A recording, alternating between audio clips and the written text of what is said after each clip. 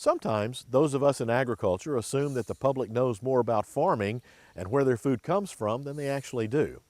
To help correct that situation, Mississippi State University has created a course to teach students how to interact with the public about agriculture.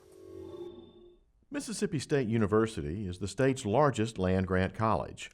But even here, in a state as rural as Mississippi, at a college that's known for its agricultural programs, there are students who know very little about farming. So a class has been created for seniors majoring in animal and dairy sciences. It's a capstone course for our seniors to kind of apply what they've learned through 4 years in animal and dairy science. So the students have worked for several weeks now preparing an advocacy project. So they're here today in the student union here on campus, and they're disseminating information about what goes on in agriculture, specifically related to pork, dairy, and beef products, and kind of doing some myth busters and talking about helping address some of those misconceptions that a lot of the general public has about what happens in those operations and for their food products especially. So the 3 tables that we have behind me, one for beef cattle, one for pigs, and one for dairy cattle. And then they're split then into subtopics from there. So the beef cattle group has to talk either about animal welfare, antibiotics, or hormones in beef. The swine group has to talk about animal welfare or antibiotics. We don't have hormones aren't allowed in swine production, so they can't talk about that. And then the dairy group has the same 3 topics as the beef group, talking about antibiotics, animal welfare, and hormones in dairy cattle production, in milk production. The students have thoroughly researched their topics and come back with facts supporting their positions so they can answer questions from the general student body. So not opinions, not emotions. So a lot of the times those questions come with a lot of emotion, and they've got facts to back up their position about why things are correct. They've got sheets that they can go to for more information. They've even got iPads that they can show a video of what actually happens on the farm. The final exam takes place in the student union, where these seniors approach the general student population and go about the business of imparting knowledge. My project, my group did dairy cattle, and so we focused on common, issues that people are having right now pertaining to like hormones and antibiotics being in the meat and the dairy that they're consuming, the welfare aspect, like the calves being taken from the mothers, gestation crates and pigs.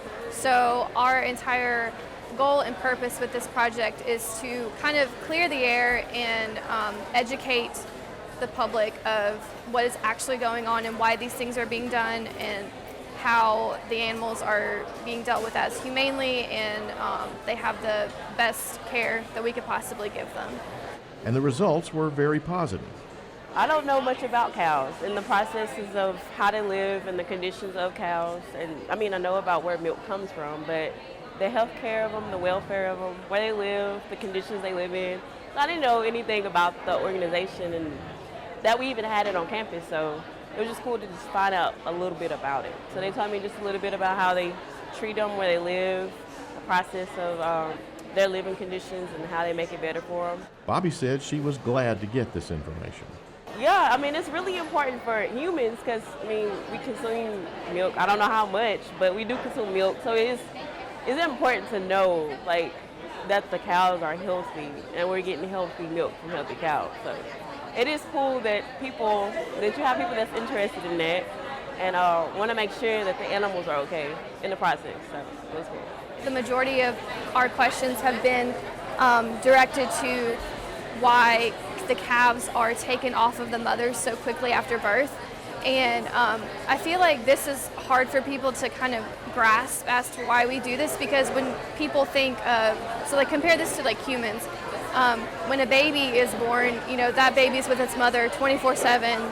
It's never left alone until it's probably a toddler's age, maybe.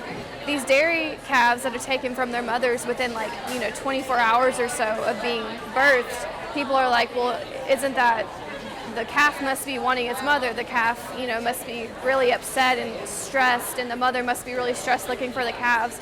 And that's not the case at all. Most times dairy cattle will not honestly care whether that calf is beside them or not. and the majority of the time this separation is for the calves' safety and well-being. It's to ensure that they get their first dose of colostrum, which is that first milking that has all the vitamins and immunoglobulins necessary to build up that calf's immunity from the very beginning. The faculty believes that this course will accomplish their goals. I hope that it provides our students with the opportunity to engage and learn how to communicate with their peers and maybe faculty and the general public that does not have a sound understanding of animal agriculture.